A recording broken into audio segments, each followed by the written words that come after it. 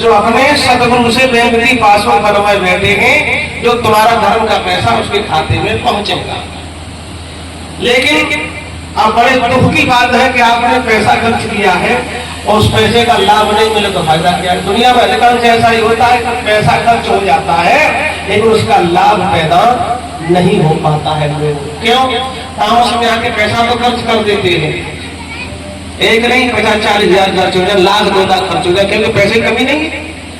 लेकिन जब तक वो तुम्हारे खाते में ट्रांसफर नहीं है तब तक वो सब कुछ बेकार है। धर्म हित वैकुंठ खजाना सरे गले नहीं हुई पुराना। अब हम आपको ये बताना चाहते हैं कि इस पैसे की बर्बादी नहीं होना चाहिए।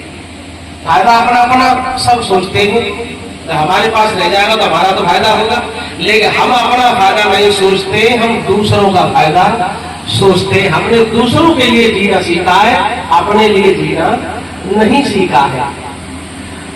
तो हम ये नहीं चाहते कि हमारा फायदा होना चाहिए, लेकिन हमारा कहने का उद्देश्य है कि इस भागवत का फल तुमको मिलना चाहिए। हमारा तो काम है, आज यहाँ कर रहे हैं, कल दूसरी जगह कर रहे हैं, तो हमारा तो ये काम है। आपने मेहनत का पैसा दान किया है, जिसका आपको फल प्राप्त होना चाहिए। आप कोई सदगुरु वाली बात आ गई तो आप कैसे बात बने। अभी जब आपने पूर्ण आहुति की होगी तो व्यास जी ने बताया होगा कि अपने गुरु के नाम से दान करें, सतगुरु का नाम लें, ये बताया जाता है। तो हम आपको जानकारी दे रहे हैं कि अब वो पैसा हमारा घूम रहा है नेटवर्क में, लेकिन हम नहीं चाहते कि मेरा फायदा हो, हम चाह रहे तुम्हारा फायदा हो। एक स्टेबलाइजर होता है सादा स्टेबलाइजर होता है।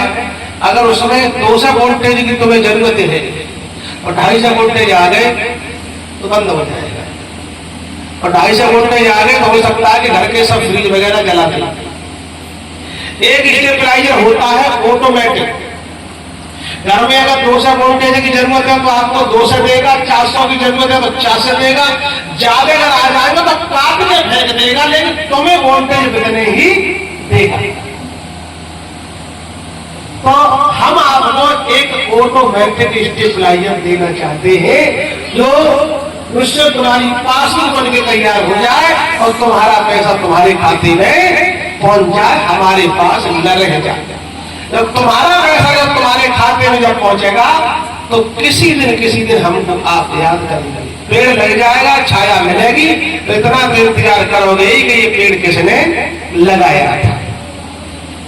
तो हमारा यही एक आपसे अनुरोध है, आदेश नहीं अनुरोध है कि ऑटोमेटिक कट जो हम आपको स्टेबलाइजर दे रहे हैं उसे लेने की कोशिश करें। कहीं कहीं ऐसा होता है कि पैसे से भी नहीं मिलता है, कभी कभी ऐसा होता है कि फ्री में मिलता है। और इस ऑटोमेटिक कट के लिए दुनिया में लोग 420 भी घूम रहे हैं इस ऑटोमेटिक कट के लिए कि गली गली गुरुआ मेरे कंठी माला ले, गली गली गुरुआ गए कंठी माला देव, स्वर्ग जाओ के नरक जाओ कोई नगद रुपया दे। ऐसे भी दुनिया में लोग घूम रहे हैं, कान में करते गुर्र तुम चेला हम गुर्र, एक से एक हाथ में धर तुम तर चाहे मर हम चले पाएगा। ऐसे ही दुनिया में लोग घूम रहे हैं। तो हम आपको ये आपका पुण्य होने के लिए और एक ऑटोमेटिक कट बता रहे हैं, याद करना चाहे तो याद कर ले, और अगर न समझ में आए तो लिख ले।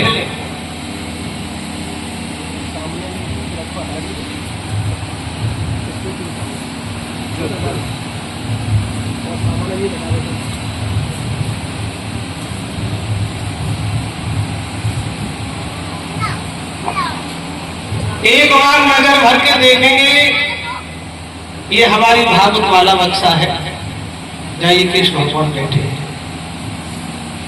इसमें एक लाइन लिखी है, इसमें लाइन लिखी है ओम, बोलिए ओम सतगुरुदेव सोहम। माँ का लंका लगा हुआ है, सो हम भी कह सकते हैं, सो हम भी कह सकते हैं। ये सांस का मंत्र है, ऑटोमेटिक कट है। मतलब 1000 मंत्रों का एक मंत्र है। इस मंत्र को आप जाप करेंगे, तुलसी में पानी चढ़ाएं तो इससे चढ़ाएं, धूपबत्ती लगाएं तो इससे करें, किसी को दान देना है तो इस मंत्र को बोले, और भजन करना है तो इस मंत्र को बोले। ये मंत्र हर काम करने वाला है, ये ऑटोमेटिक स्टेबलाइजर है। तुम्हें जितनी सामर्थ्य होगी उतनी तुम्हें देगा, बाद बाकी सब काट के फेंक देगा जो तुम इसको झेल सको, जितनी बत्ती झेल सको। ये ऑटोमेटिक है, ये सन्यासियों का मंत्र है भगवत प्रेमियों। ओम सतगुरुदेव सोहम। अगर 2 रुपए जीवन में दान करें तो इसी मंत्र से दान करें, और इस मंत्र को जब आप याद करेंगे तो तुरंत आपकी आंखों में एक फोटो आ जाएगा। जब इस मंत्र को आप बोलेंगे तो तुरंत आपके सामने टीवी जैसी रील आ जाएगी, बाबा बैठा यही दिखाई देगा। आप पांडाल में बैठे दिखाई दोगे, चाहे हो कहीं, आपको ये फिल्म नजर आएगी कि हम पांडाल में बैठे, महाराज जी हमको बता रहे हैं। जब ये मंत्र बोले भाई ये चीज दिखाई देगी तो तुरंत आप ये समझ लें कि तुम्हारे खाते की केवाईसी हो गई, तुम्हारा दान है तुम्हारे खाते में पहुंच गया। बोले गोविंद भगवान की। और एक बात और भी बताएंगे, इसमें एक जल्दी का सिस्टम और है। ये सोचो कि हमें काम करने वाले हैं, समय कम है हमारे पास, अगर इसका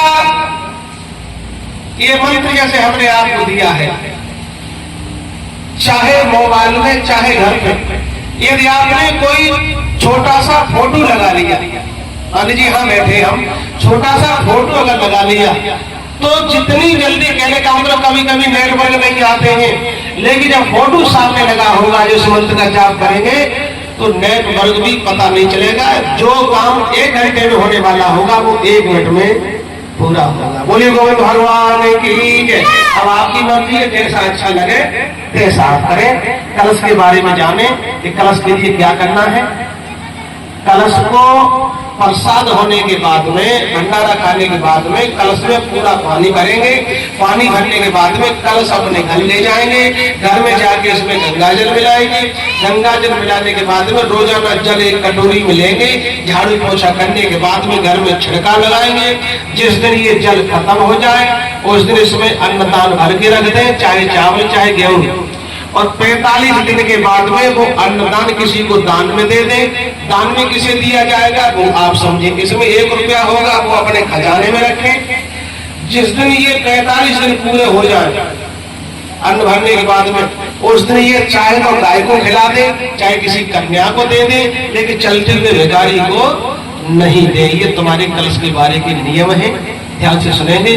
अब अपने अपने जोड़ा के साथ ऐसे घूम करके आ जाओ, और रोजाना प्रसाद तुम बांटते थे, आज हम बांटेंगे, और झोली फैला करके प्रसाद हमसे आकर के ले ले।